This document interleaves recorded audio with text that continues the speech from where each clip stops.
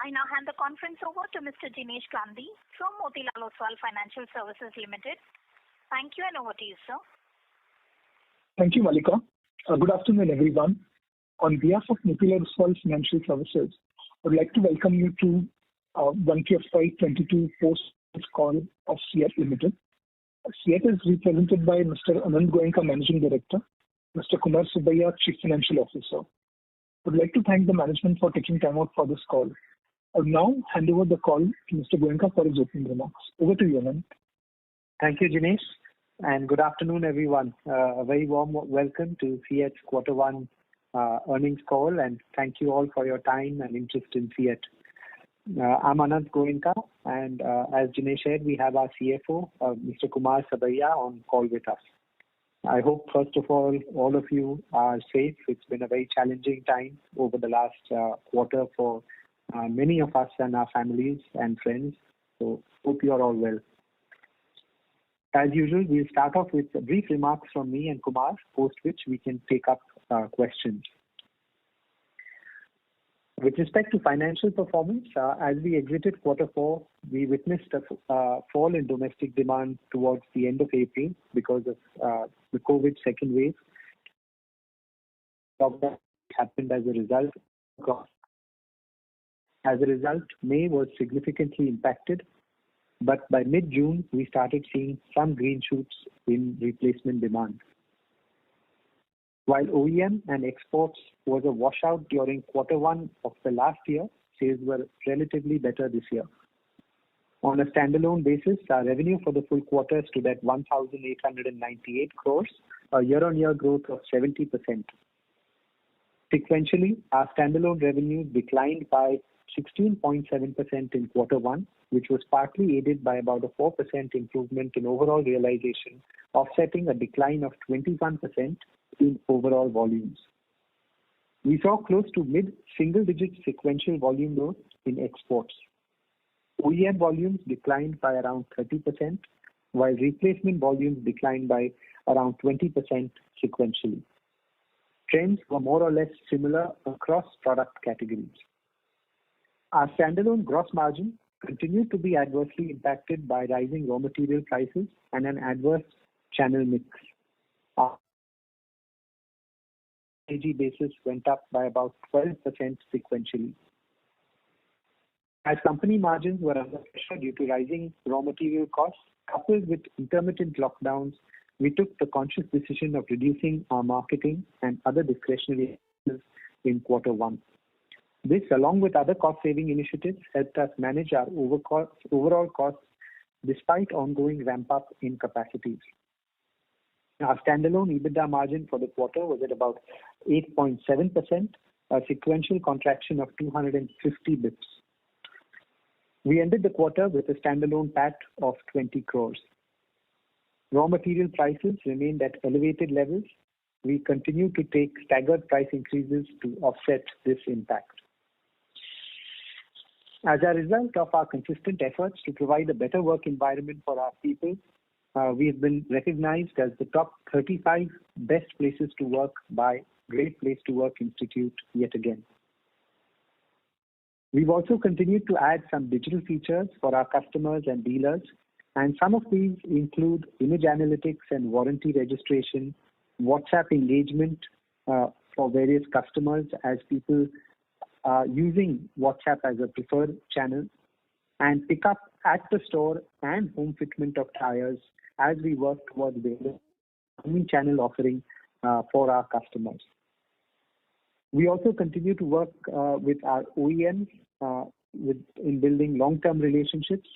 During the quarter, we partnered with Olectra's EV bus and Okaya's EV scooter.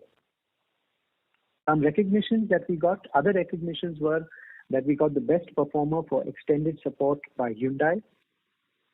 We also received our Fleet Solutions business received an award on Mint Business Transformation Award from Mint in this. Recently, we also tied up with Tata Power to set up a 10 megawatt solar plant in Maharashtra for our Bhandup plant's power requirement. This is a step towards our goal around sustainable energy. We have committed to solar power for all our plants with either open access or rooftop, and we're targeting to meet 50% of our energy needs through renewable resources by 2023. Our Nagpur, Halol and Chennai plant buildings also received the Indian Green Building Council recognition Platinum certificate. CEAT also continues to be conscious of the safety of everyone around. We extended our support in all ways possible, including initiatives like donating oxygen concentrators, holding vaccination drives for our people as well as the communities, and also setting up fever clinics in rural and semi-urban Maharashtra. It's good to see the second wave finally declining, and we hope things get better going forward. With this, I'd like to hand over the call to Kumar Subbiah, our CFO. Thank you, Anand. Good afternoon, ladies and gentlemen, and thanks for joining our Quarter 1 earnings call. I'll share some further financial data points with you all, post which we can enter into Q&A session. First, revenue. Our consolidated net revenue for the quarter stood at 1,906 crores, a sequential decline of 17%, but a year-on-year growth of about 70%. The sequential decline in revenue was largely due to impact of COVID second wave. Now, gross margin and also some update on price hikes. With the rise in raw material costs, our gross margin adversely moved during the quarter and contracted sequentially by about 306 basis points, and our gross margin stood at 39% in Quarter 1.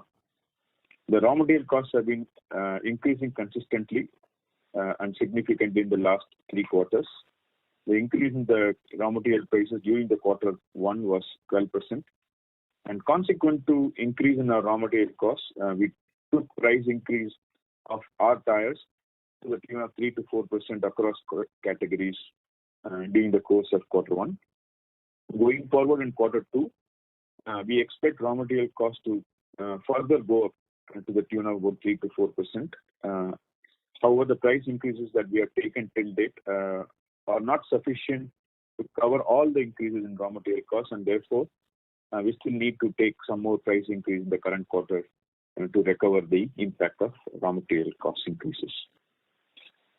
Third, some update on debt, capital expenditure and working capital. Our consolidated debt increased by 368 crores during the quarter as a result of higher level of capex in Quarter 1 and also increase in working capital. Working capital during Quarter 1 increased by about 236 crores, primarily on account of higher inventories as of the end of the quarter and also a decline in payables. As far as capex is concerned, we incurred a project capex of about 182 crores during Quarter 1, and in addition, we also spent another 39 crores on some of the long-term cost saving and energy saving related capital proposals. Our project capex for the current year remains in terms of forecast as we had indicated in the earlier quarter to the tune of about 1,000 crores. And in addition to that, we would also spend about 150 to 175 crores of routine and maintenance capex. Next, I move on to operational expenses and EBITDA. We have been able to control our operating expenses despite ongoing ramp-up of capacities at different locations. As a result of several cost-saving initiatives, we undertook cost control measures during the quarter. On account of that, we managed to bring down our other expenses to the extent of 23.2% and also employee costs to the tune of about 4%. Our consolidated EBITDA was 173 crores in absolute sum, and in terms of margin as a percentage, stood at 13.1% for the quarter, and EBITDA margin contracted by about 265 basis points sequentially, lower than contraction in gross margin and largely on account of a larger control on our costs.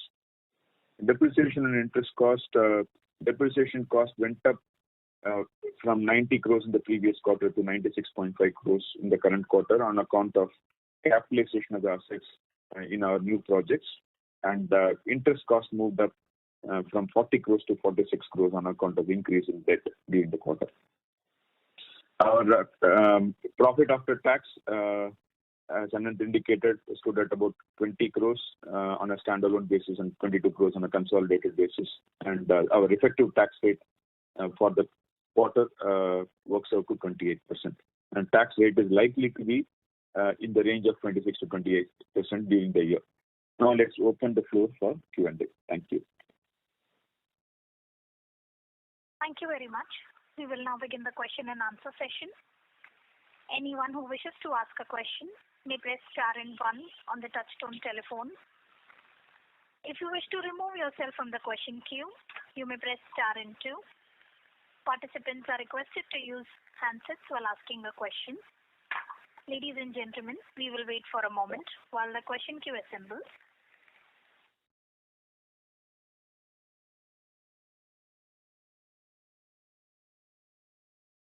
The first question is from the line of Ashutosh Tiwari from Equirus Securities.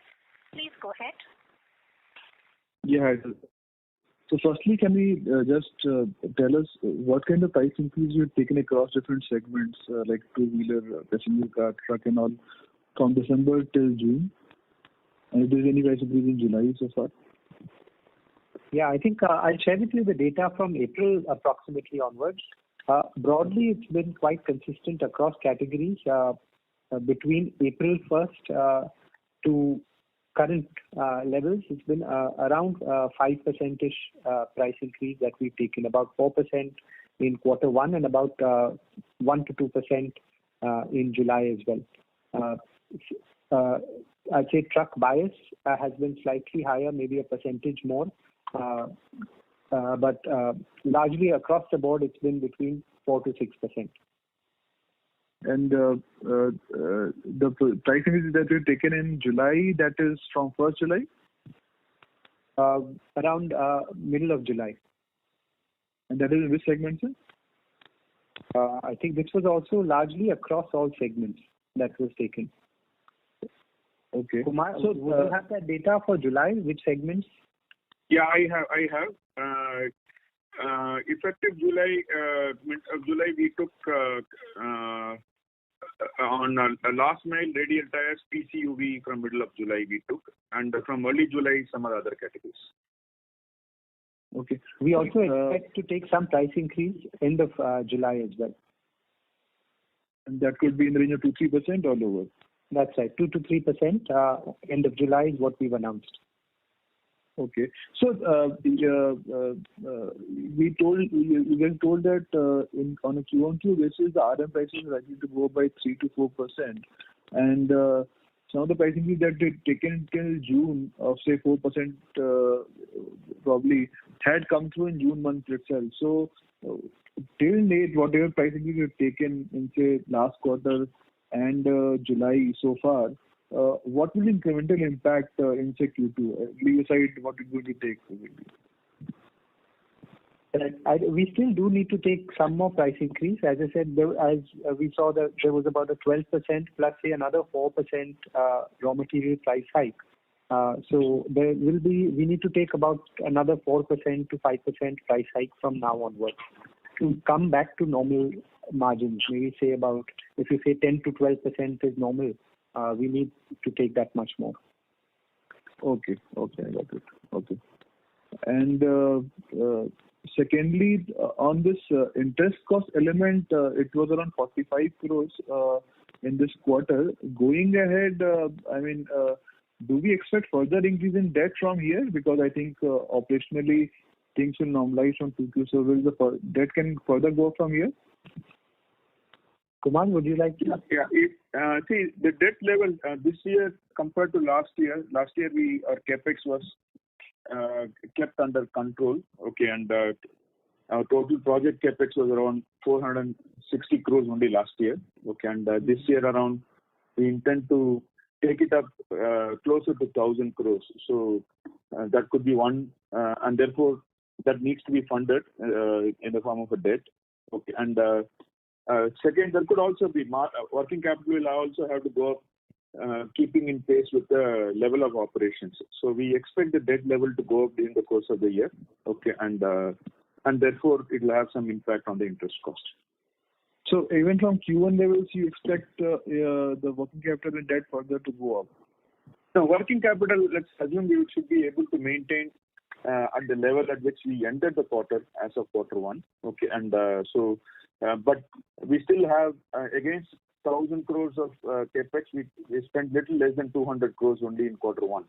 So balance will have to be spent.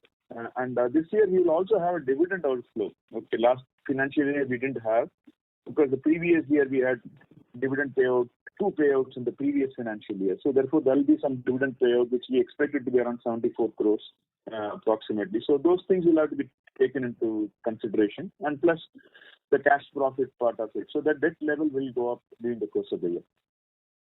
Okay, thanks a lot. All the best.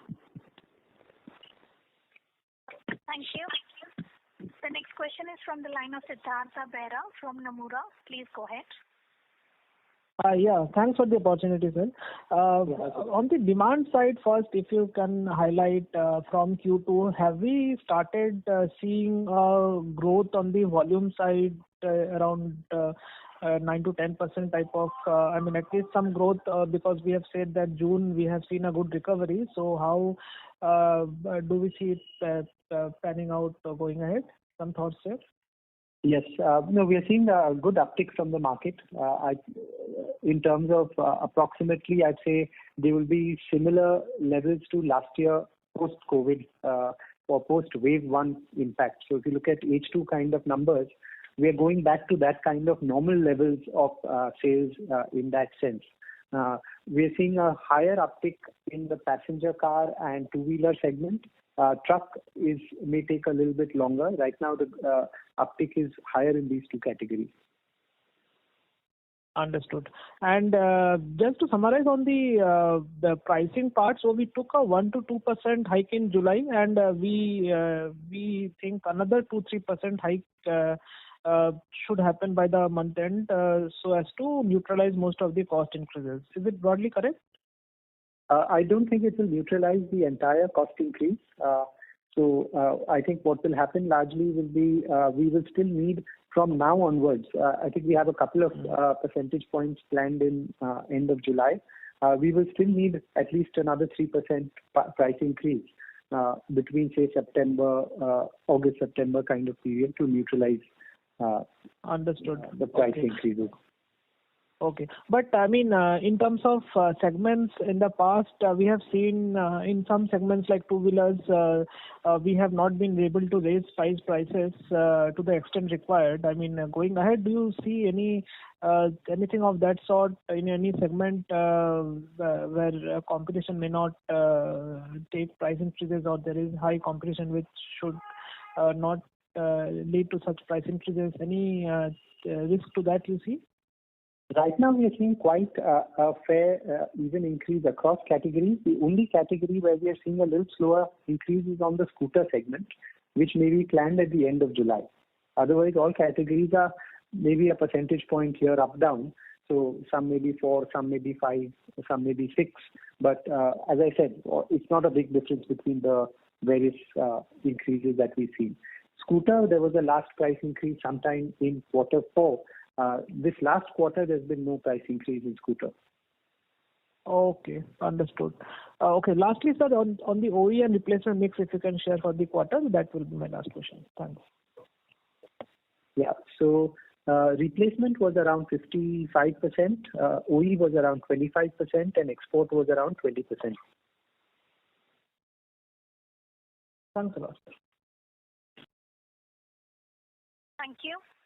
The next question is from the line of Basudeb Banerjee from Ambit Capital. Please go ahead. Yeah, thanks, sir. Just a few questions on this last aspect only.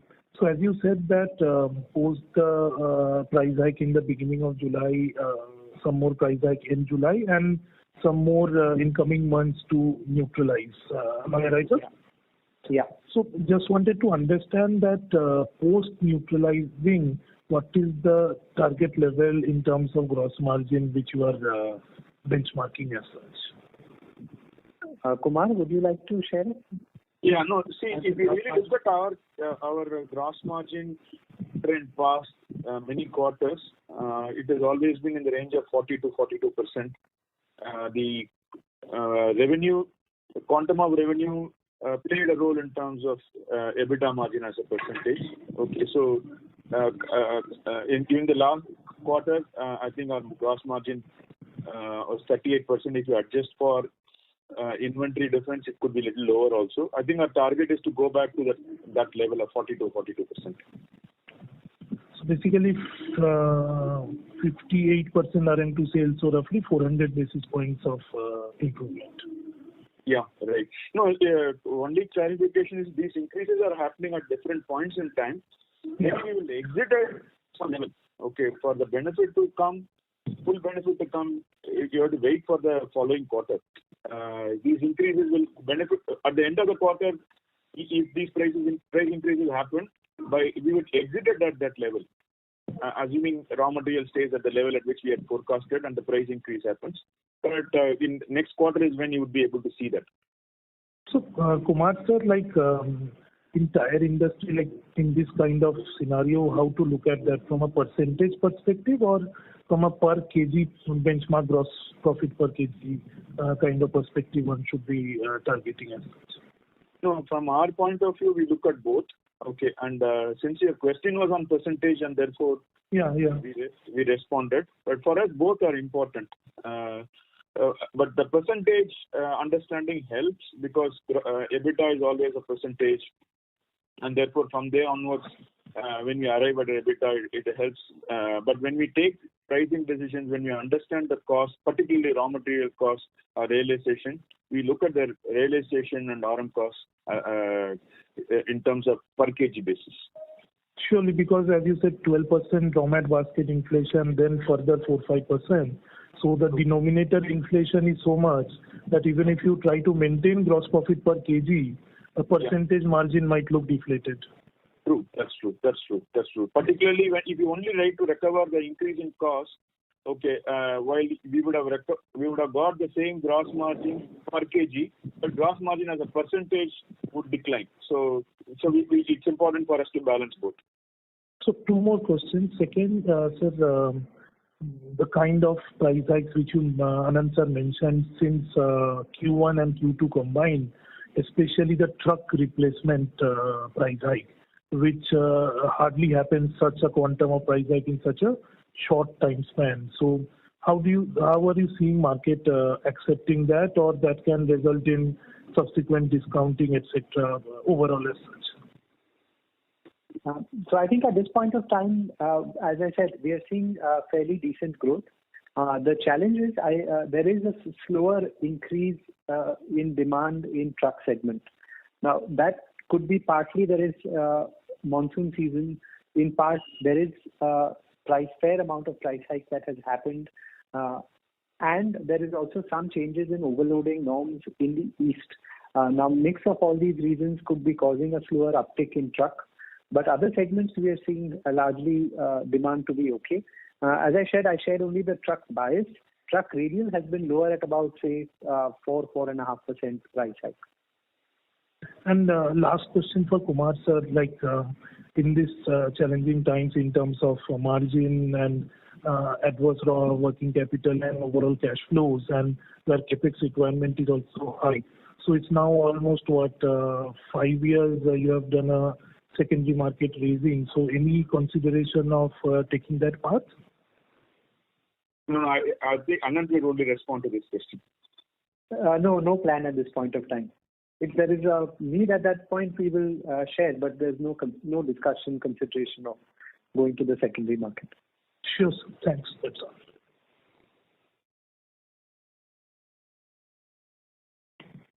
Thank you. The next question is from the line of Rishabh Dugar from CD Equisearch. Please go ahead. So my first question is, in the replacement market segment, what would be the catalyst for business growth in this specific area moving ahead?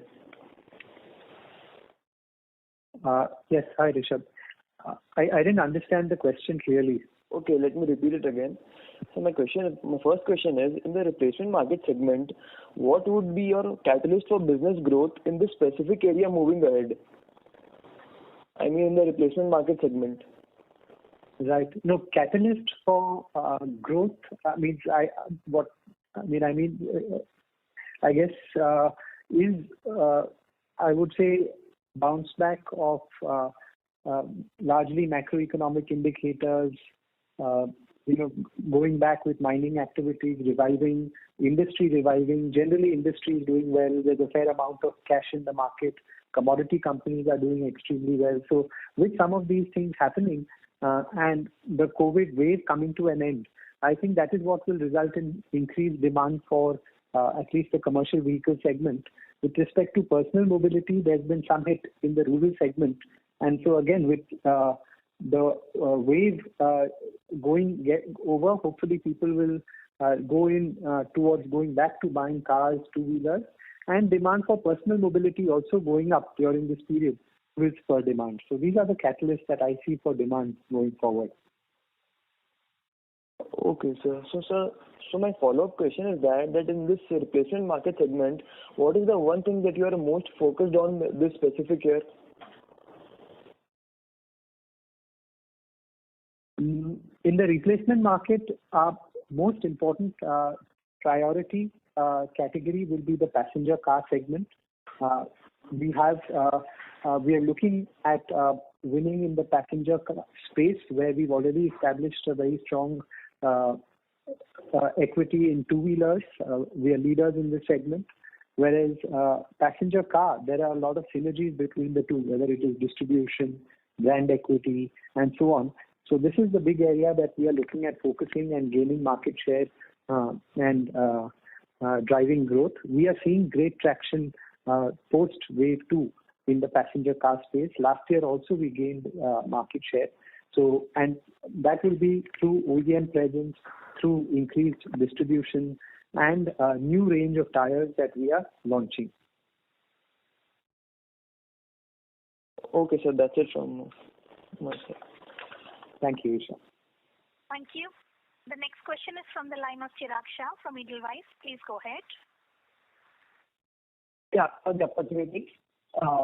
First, housekeeping questions. One, can you indicate what is your total volume growth YoY or decline sequentially? And average effective price hike, because we have taken a staggered price hike during the quarter. So what is the effective price hike for the quarter that has been done? Yes. So sequentially, we showed negative 20% growth. Year on year, we grew by about 70%. At aggregate level, right? Or all inclusive? Quarter one, yeah. Yeah. And effective price hike that has been taken in the quarter, given the staggered nature of price hike that we have done? Would we have we've taken an overall price hike of about 4%. Effective price hike, maybe, I don't have the number, maybe about 2.5%. Okay. Okay. Kumar, would you like to 4% that in case my data is not correct? 4% is the net realization improvement in quarter 1 versus quarter 4. To be precise, 3.8%. So effective price hike is 4%. Yeah. But that would also be an element of mix in that, right? 3.8%. Yeah, true. Yes. There's an element of mix. I think all put together, 3.8% price growth. Large part of it, we don't have the breakup of impact of price versus mix, and balance is volume. Great. This is helpful. My second question is on demand in general. So versus OEM's indication, how are you looking at? Generally, you prepare yourself for what OEM guides, or you have your own intelligence and either overstock or understock yourself for the demand burst on the OEM demand I'm referring to. And where are you today in that assessment versus what OEMs are indicating to you?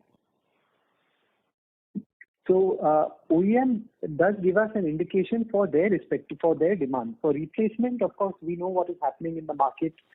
We work on a pull system in replacement market. So if there is pull for the product, we will produce accordingly. If there is no pull, we don't produce. Whereas OEM, they give us an indent, they give us an indication of how things are looking. Are they going to close their plants for a few days in the month, and so on and so forth. And so we plan accordingly. In terms of preparedness, there is no issue. So all our plants are running. So it's a matter of just producing more for their demand, and we have sufficient upside on capacity. So we are fully ready in terms of demand. So my question was that when today OEM is indicating that for next month, say August month, they want to offtake X units, are you prepared for X units or you're preparing for X plus something based on your reading of general demand? No, what they give us, we prepare for that. But we have enough capacity, as I said. So it is not difficult. It is not unless we are short on capacity because of demand across all categories or all markets being high. It's a different situation. But otherwise, it is very easy to take up capacity. Today, if we are saying we want 1,000 tires next month, and they say no, we want 1,100, it's very easy to take up that 100 more tires. Okay.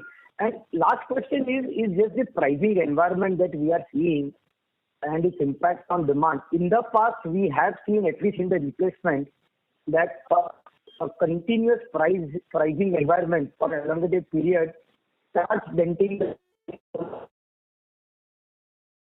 general weakness. How do you look at that particular mix? Because we have seen a reasonable amount of inflation in pricing from the end customer perspective. And while demand is yet to kick off because of severe disruptions that we have seen. While next 2 quarters we may be okay, but beyond that, how do you assess this demand curve given the way the pricing cycle is that we are in? Probably this is one of the steepest price cycles that we have seen at industry level. That's right, for quite some time. I mean, I'd say the last, this kind of price hike happened maybe about more than 10 years ago. Rubber had gone up to 240 rupees per kg and so on at that point of time. But I would say certainly in the last 10 years, this has been the time where we've seen the highest inflationary pressure. But I'd say difficult to predict how demand will go. I mean, in a way, tires is is a product which you need to replace. You don't have a choice. So you can delay it by a little bit here and there. But eventually, it either has to be replaced or fitted in the new vehicle. So I don't see any major impact. In fact, I'd say that there can be an impact of the shorter term because of price hikes where people will look at delaying. But medium term, things should normalize. Okay. And just clarifying, Subhaya mentioned that your project capex is around 1,000 crore, right? So is there a scale down? Because I think the last quarter you indicated some 1,100 crore. So you have found some efficiencies, or it is in that ballpark 1,100 crore range? Or if there is a scale down by 100 crore in capex number? No. The last time we gave a range of 1,000 to 1,100. I think we're maintaining the same thing. We're not scaling it down. Okay. Unless we see some drop in demand and a change in plan, as of now we are going with it now. And maintenance capex around 150 odd crores, 150 to 200 odd. Yeah, maintenance 150 to 175 crores level of routine capex, including molds. Yeah. Thank you very much, and all the best. Thank you. The next question is from the line of Pratik Poddar from Nippon India Mutual Fund. Please go ahead. Yeah, hi. So I have just one question. Hi. So just one question, and it's very heartening to hear. Like last time, I remember, March was a month for the industry which was the highest, and yet there were no price hike. And this time, you said that in the end of July we'll take a 3% price hike, and between August and September also we'll take a price hike. So what is driving this? I'm just trying to understand that. That's just one question, sir. Yeah. No, I just said that in August, September, we need to take a price hike to neutralize. It may not happen either. So I'm not giving an indication of a price hike in August, September. I hope we are able to take it. But in the month of July, we have announced a price hike. So that is likely to happen. So that's where we stand. But I still don't feel very encouraged because we need to make sure we are still lagging, as I said, by about 3 to 4%, and that's what we need to take. Got it. And lastly, when you say neutralize, I just wanted to ask you on the EBITDA front, the range is 10 to 12, right? Our long-term range, that is what is meant by when you talk about the price increase, right? Yeah, I just said that, yeah, largely if you were to look at our past, our average EBITDA has been at that kind of level. So I'm just saying that, okay, to go back to what we were in the past, that's what we need. Great. Thank you so much and all the best. Thank you, Patrick. Thank you. The next question is from the line of Disha Seth from Anvil Research. Please go ahead. Hello. Yeah. Hello, So, hi. So I wanted to check that since the international rubber is at 135 and we are Indian rubber is at 165, can we assume the trend is going down, and if we import more rubber, we'll be beneficial? And why is the difference so much? Kumar, would you like to take that? No. There is no difference between the international and the local rubber today. What you have indicated is without duty. Rubber is subject to 27.5% duty on a price of 120. So if you add up, there's hardly any difference between the international block rubber and local rubber. Okay, sorry, I missed that. And secondly, when we say that we take price hike and over next Q3, the margins might go back to normal. So can we assume Q1 was the base margin and now we can cover up with the price hike in Q2 and Q3? So I would say I hope that by H2 we will be better. I think we expect some challenges to continue into Q2 because raw material prices are going up. So possibly similar kind of a range in quarter 2, and then second half hopefully will be better. Okay. And just asking the question again, in terms of demand, can we see, I mean, you were saying that the demand is back to the H2 level, right? I mean, the strong demand is back. Is it the pent-up demand, like, which is back? It's a little tough to estimate. There is so much volatility in the market, and I'd say it's a little bit difficult to say what exactly is the driver behind the demand. As I said, on the truck side, it's a little bit lower. Passenger car, we are seeing strong levels. I'm sure some of it will be pent-up demand, and therefore difficult to predict right now what exactly is the driver. And sir, two-wheeler, both OEM and replacement, both is strong or only replacement? No, replacement is strong. OEM is weak. And same for passenger, right? Yes. Okay, thank you. Passenger is a little bit better than two-wheeler OEM demand. Two-wheeler OEM, I'd say, is the lowest relatively.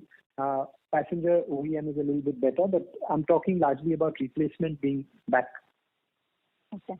And you are talking about the coming quarter, right? I mean, the coming That's month. right. What we are seeing in latter half of June, July. Yes. Okay, thank you. That's it from my side. Thank you, Lisa. Thank you. The next question is from the line of Dhaval Shah from Girik Capital. Please go ahead. Hello. Yeah. Hi, sir. Hello, Dhaval. Hi. So just one question. So how is the intensity of imports now? So we were discussing a year back regarding imports, and then there was this action by the government. What is the scenario currently? So there's no change. Imports continue to be very minimal. Okay. So no real change in terms of increased imports at all that we are seeing. Okay. So there were thoughts that they could route it through Thailand or some other country. Is that happening? No, not really. There has been an increase in Thai imports, but it's marginal shift. I mean, it was always relative to China. Thailand has, of course, increased because China has come down. But we are not seeing anything happening maybe through Thailand yet. I mean, it could be marginal, but nothing to speak about. Okay. As a percentage, of course, Thailand has gone up.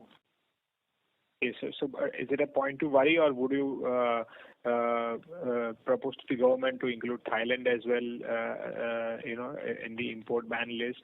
or that's not to worry about right now? I'd say as a change matter, it is not increased as such right now, but we will.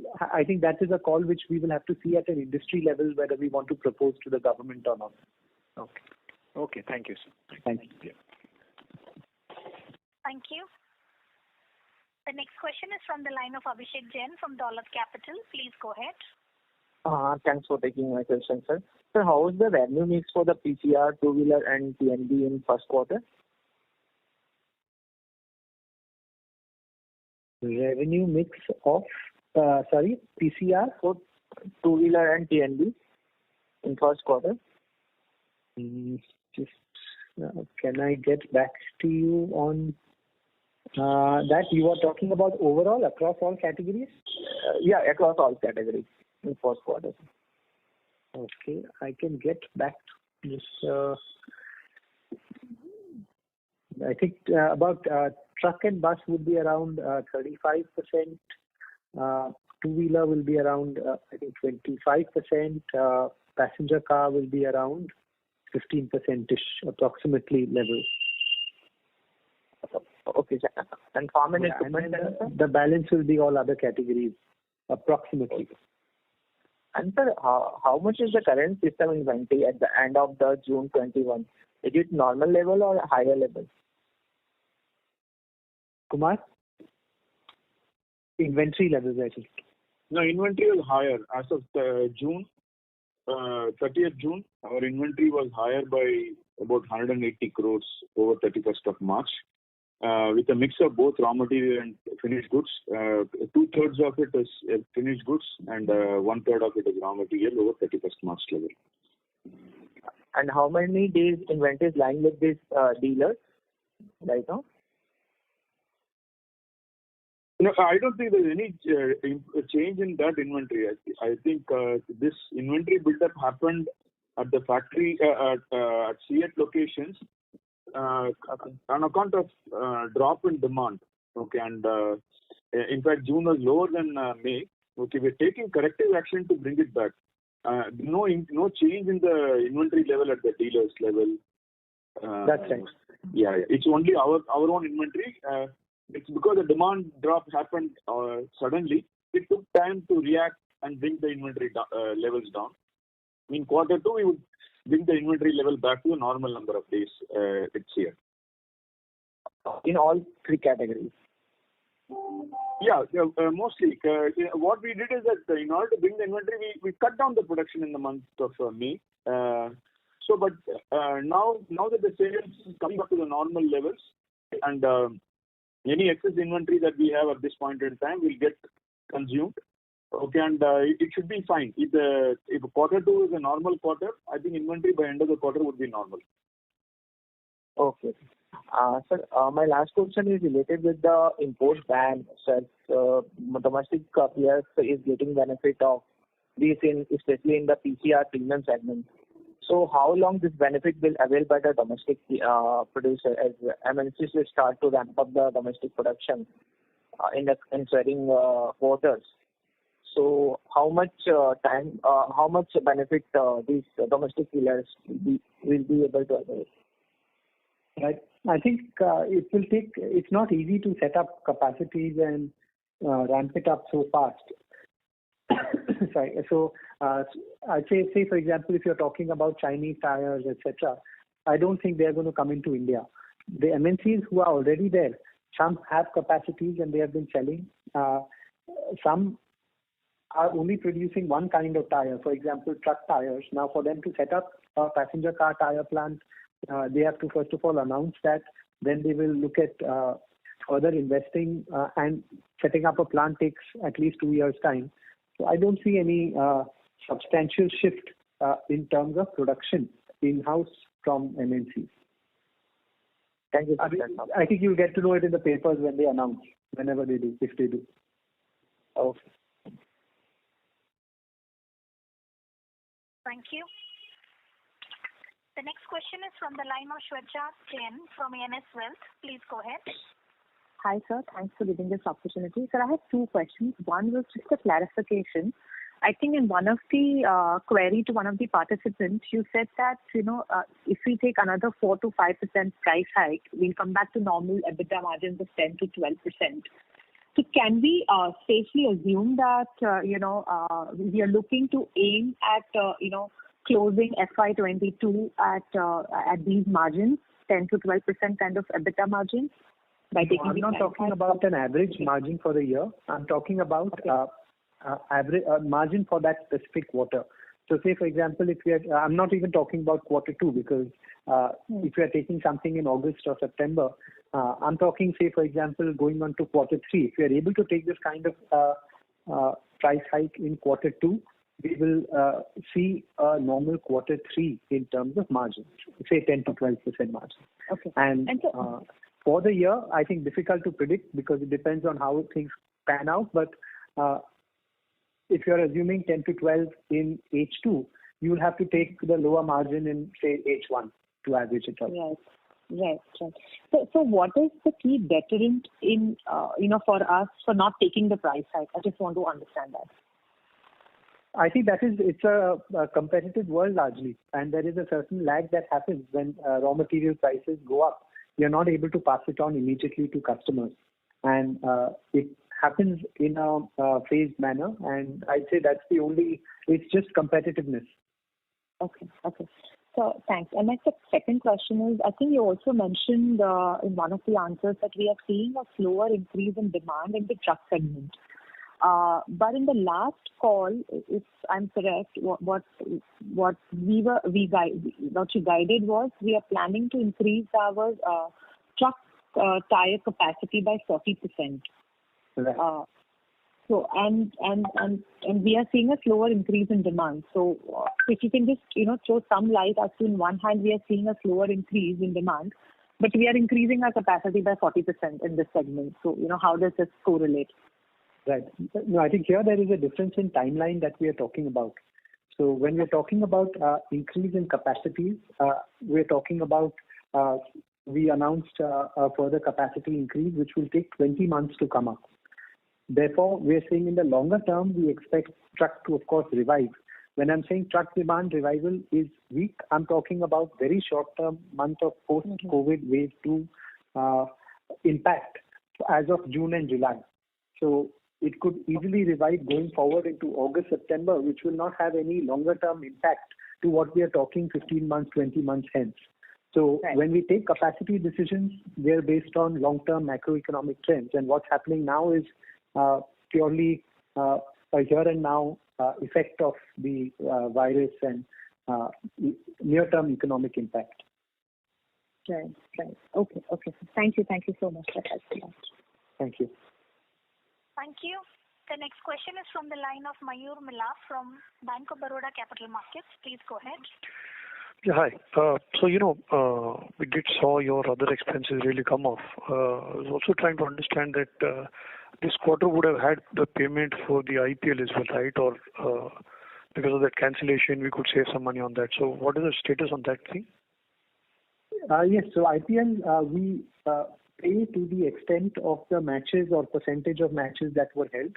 And again, when they come up in September IPL, we will incur the expenses. This is largely of the strategic timeout that is there. We are not doing any advertising, at least in the month of April. Now, for the month of September, it's a call that we still have to take. But right now, it is purely the cost of it gets apportioned based on the number of matches or percentage of the IPL. So is there a chance that your Q2 may see a added cost of what we reported on the other expenses over Q1? Yes, I think advertising will certainly increase. Q1, we cut down our advertisement to much lower levels. And we may look at advertising, particularly with cricket season coming in. We will see an increase in advertising expenses. Right. So do you maintain the 2% of sales kind of number for your advertising spend, or you believe that demand is good enough that you can maybe? No, it's irrespective of demand. We will continue to maintain our marketing spends at these kind of levels. As I said, here and there, a few quarters where demand really gets affected, we will cut it a little bit, but in general, we want to maintain it. All right. And on the second thing, recently heard that Continental is now planning to give a 5-year warranty on its TBR. Do you treat this as a serious, event that maybe all domestic tire manufacturers will also want to look at? How important is this warranty in the replacement market? I think we'll have to further study this to understand what kind of warranty this is. Is it a mileage life warranty? Is it against wear and tear?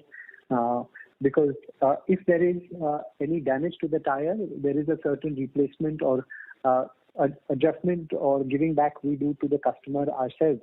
And so does, I believe, the industry as well, largely. So I think we need to further understand it and get back to you. All right. And thirdly, on the demand side, so when you say there's a 20% fall in demand sequentially, have you witnessed this demand as a bigger fall in the replacement, or you think replacement is still on a positive growth? I'm assuming that last year we've already seen the advantage of lower imports, and that should be in the base. So the base should already be high in the replacement market. On that base, have we seen a growth or we've seen a decline? So as I said, sequentially from quarter 4, we saw a decline in the months of April, May. And April, May was because of the second wave. So suddenly there was a clear slowdown in OEM demand. We saw, as I said, negative 30% in OEM, negative 20% in replacement. Markets closed down. But this has started recovering in the month of June, July onwards. All right. Yeah, that should be all. Thank you. Thank you. The next question is from the line of Ashutosh Tiwari from Equirus Securities. Please go ahead. Yeah, hi. Firstly, on the export side, have been able to take price increases required in export markets, or there also there's pressure in margin? No, exports we have been able to take price increases better than the replacement segment. So we are more optimistic and about exports in terms of price increases. Okay. And secondly, I mean, you talked about maybe this kind of price increases were seen 10 years back in 2011, 12, when there was a big increase in the RM prices. So if I talk about industry, I mean, if you can talk about the industry then versus now, because that time I think among domestic players also the number of players were larger. I think Brenda also was quite big, almost 10% market share at that time. Now they're almost not there in the market. So do you see any change in the pricing structure or the competitive pressure versus then? Because I think that the MNCs are more, I mean, they are probably a better off in taking price increases. So what is your sense on that? I'd say competitiveness continues to be high. Not major change in terms of industry structure. I agree that it's just one player that has exited or not really there in the market at this point of time. But beyond that, there is no major change. So intensity, I'd say there's no change. I think one thing is that there's been a lot of capital investment done by all players at this point of time. So is that causing price increases also to happen to a certain extent? But there is also a lag. So I expect there to be some margin erosion for everyone at this point of time.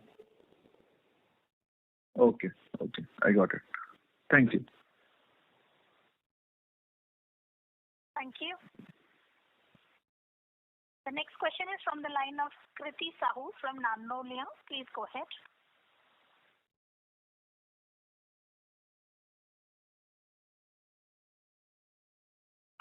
Hello, am I audible now? Yes, ma'am. Yes, Kriti. Yeah. Hello, sir. My question is on the expansion outlook the company have, like what we are looking for 1,000 crores, which category plans we will be catering to that, and what is the further outlook for next 2 to 3 years for CapEx? Okay. For this year, most of our capex will go into the balance for Chennai factory. We'll also be investing in off-highway tires. There's some debottlenecking that we are doing at our Halol factory, and possibly a small amount in Nagpur. So small quantums, but the largest one being for passenger car tires. So that's how largely I would break up the 1,000 crores. Kumar, would you like to share anything on CapEx outlook for the next couple of years? Going by the current capacity creation plan, okay, and what we have already announced in truck and bus radial capacity at Chennai involving 1,200 crores. I think our capex estimate for the next 2 years, assuming that there's nothing new added, approximately about 700 to 800 crores kind of a capex we foresee for the next 2 years. Okay, and we expect some capacity expansion at Ambernath, truck and bus radial as announced will spend, and large part of whatever we have announced would get spent by next year. Okay, and that 3,500 we only have about another 800 crores balance, so that will get spent. So range is about 700 to 800 crores based on our current planning. So 700 to 800 crores per year for next 2 to 3 years? Yes. Okay, fair enough. Thank you. Yeah. Thank you. The next question is from the line of Chirag Shah from Edelweiss. Please go ahead.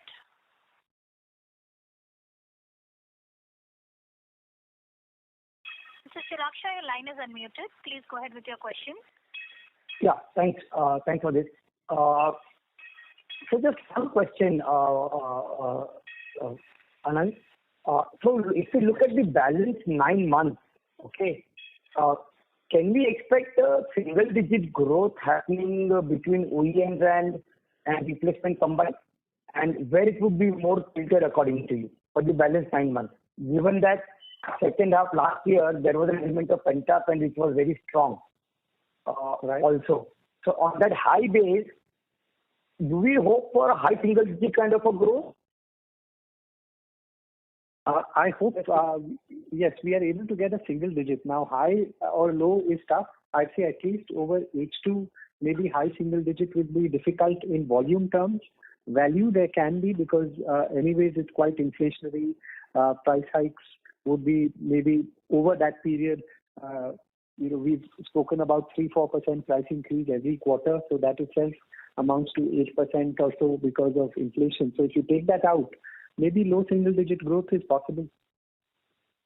Okay. In volume and terms. where you would be more tilted between OEM and replacement? Where would you be more tilted towards as a driver?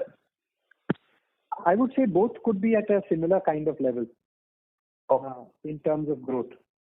OEM, of course, last year same time had a lower base. They started picking up around October, and whereas replacement picked up from June itself. So maybe higher growth in OEM for the first until October, and then after that both should be at similar levels. Okay, this is helpful. Yeah, thank you very much, and all the best. Thank you. Thank you. Ladies and gentlemen, this was the last question for today. I would now like to hand the conference over to the management for closing comments. Well, thank you everyone for your interest in CEAT, and hope you all stay safe and well, and look forward to catching up with all of you once again similar time next quarter.